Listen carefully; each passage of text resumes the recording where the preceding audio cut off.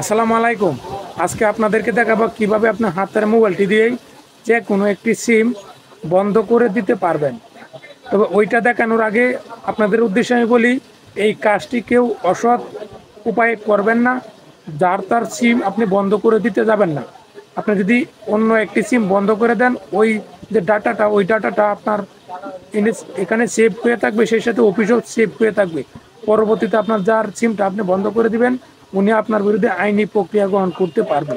তো চলেন বেশি কথা না বলে ওই কাজটি আপনি কিভাবে করবেন ওইটা এখন আপনাদেরকে আমি সরাসরি দেখিয়ে দিই। তো এই কাজটি করার জন্য প্রথমে আপনারা আপনাদের যে মোবাইলের ওই প্লে স্টোর রয়েছে, ওই প্লে স্টোর থেকে যে কোম্পানির সিমটা আপনি বন্ধ করতে চান ওই কোম্পানির একটি অ্যাপস নামিয়ে নেবেন। আমি এখন আমার গ্রামীণ সিমটি বন্ধ করতে চাই, এই জন্য আমার প্লে স্টোর থেকে গ্রামীণ যে অ্যাপসটি ওই অ্যাপসটি নামিয়ে নিলাম। নামিয়ে নেওয়ার পরে আমি এটি ওপেন করি। একদম নিচে দেখবেন আপনি সার্ভিস একটি লেখা রয়েছে, সার্ভিস লেখাতে ক্লিক করলাম। ক্লিক করে দেওয়ার পরে আপনি স্ক্রল করে নিচে আসবেন।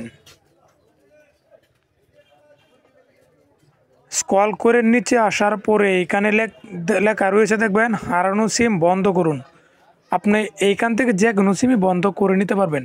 এই জন্য হারানো সিম বন্ধ করুন এখানে ক্লিক করবেন।